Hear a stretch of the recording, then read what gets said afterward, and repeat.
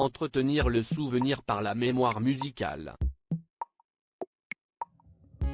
Si est-il le projet d'Isabelle Boulay dans son nouvel album Les Chevaux du Plaisir où la chanteuse québécoise reprend quelques-uns des plus grands standards d'Alain Bachung.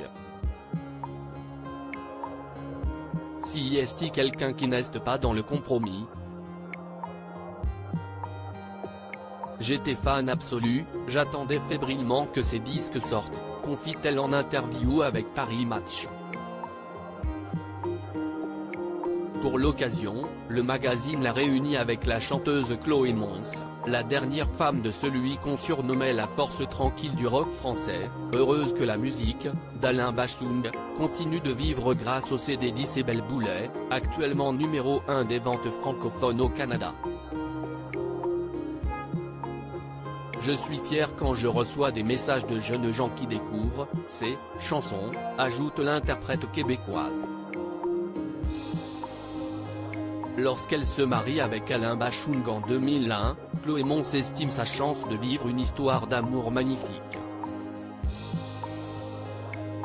Elle raconte, « Nos vies se sont percutées, on s'est mariés, on a eu un enfant, Popé Bachung, né le 22 janvier 2001, il m'a demandé de faire ses premières parties, puis de venir chanter avec lui sur scène.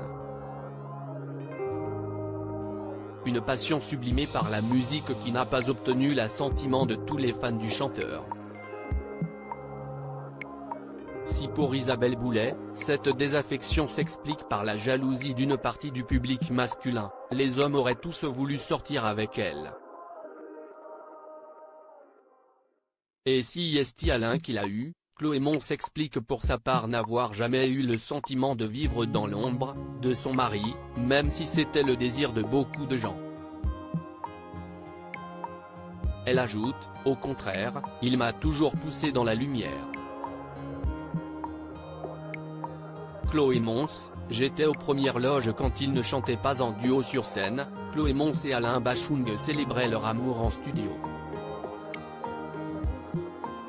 Il y a eu notamment le Cantique des Cantiques, un EP. De plus de 25 minutes enregistrées à l'occasion de leur mariage, puis la ballade de Calamity Jane, un album qui les réunit 3 avant la mort de l'interprète d'Osée Joséphine. J'étais aux premières loges puisque j'enregistrais ces maquettes à la maison, se souvient la chanteuse. Je me souviens d'après-midi entier à le voir chercher avec sa guitare, chantant en yaourt, c'était du bonheur complet, il se laissait aller comme un cheval libre et heureux. Un travail de création accompli dans l'allégresse, mais avec une véritable conscience professionnelle. Alain faisait de la dentelle, pour les textes, donc ça lui demandait beaucoup de travail. Chloé Mons aura examiné l'œuvre de son mari sous toutes les coutures.